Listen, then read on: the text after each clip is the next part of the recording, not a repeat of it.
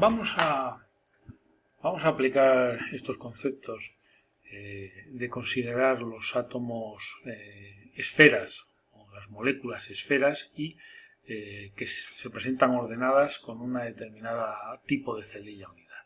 Por ejemplo, en el caso de los metales, que estarían formados por los sólidos cristalinos metálicos, están formados por átomos todos idénticos. Sin embargo, sabemos que además de metales puros existen aleaciones, ¿no?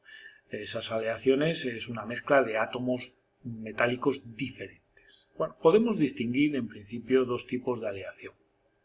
Por ejemplo, aleación de sustitución para dar lugar a metales como el bronce, como el latón, etc. En este caso, en el caso de la aleación de sustitución, lo que se hace es sustituir átomos, los átomos que constituyen la mayor proporción del metal, son sustituidos por otros átomos diferentes, pero que tienen tamaños similares.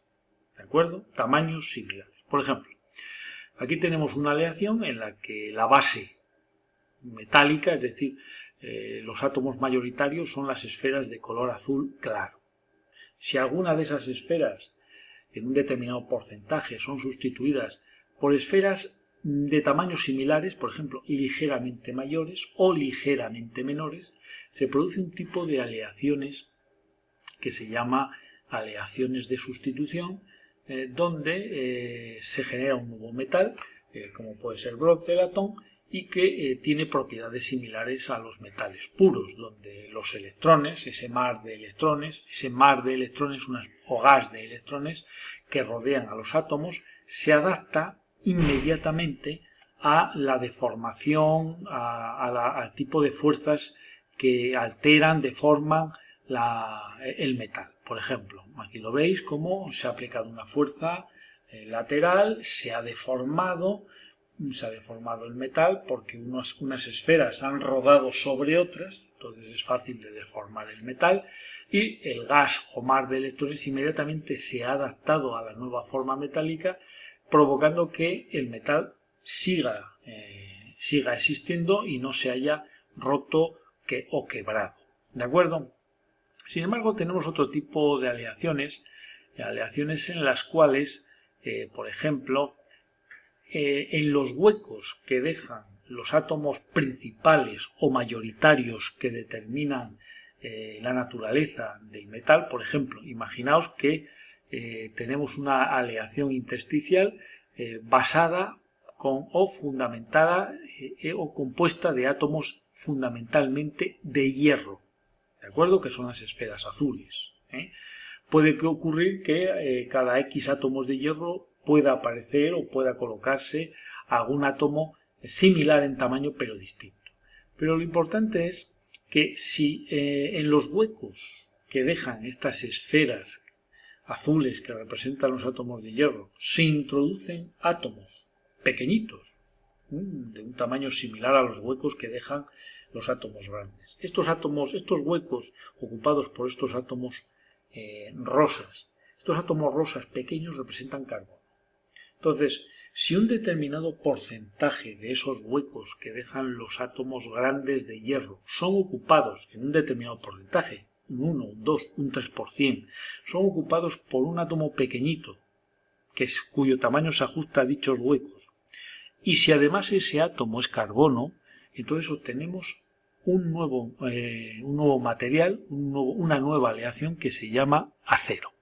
El acero es quebradizo, porque de alguna manera esos pequeños átomos de carbono impiden la deformación del metal, es decir, impiden que unas esferas rueden sobre otras.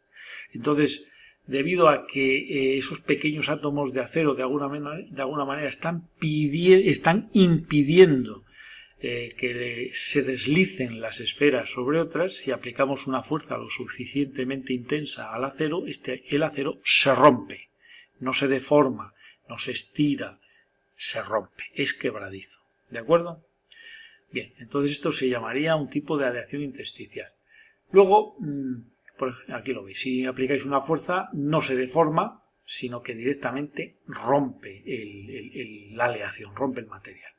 Aquí tenemos, por ejemplo, otro tipo de aleaciones son cuando, por ejemplo, al hierro, a un trozo de metal hierro, se funde y se le introducen átomos que son mucho más grandes, átomos esféricos que son mucho más grandes o notablemente más grandes que los propios átomos de hierro, como puede ser bismuto, plomo o estaño.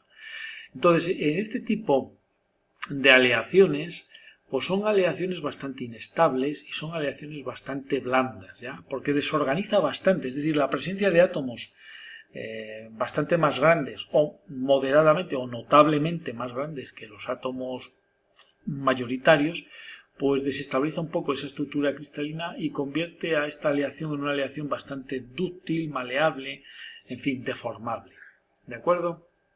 Bien, por último, esas esferas hemos visto que hasta ahora prácticamente han representado átomos, pero esas esferas pueden representar moléculas. Por ejemplo, aquí tenemos esferas azules que representan moléculas de metano. Las moléculas de metano, que son tetraédricas, tienen una forma cuasi esférica.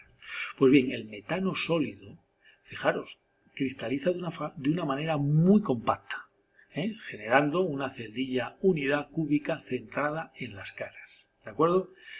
Se ordenan estas moléculas de metano colocándose en los vértices y en el centro de las caras del cubo. Bien, no solamente podemos cristalizar pequeñas moléculas orgánicas, sino incluso grandes moléculas biológicas e incluso podemos cristalizar virus. Aquí tenemos, por ejemplo, una serie de celdillas unidad donde todas y cada una de estas esferas, tanto las azules como las rosas, representan el mismo tipo de virus, ¿de acuerdo?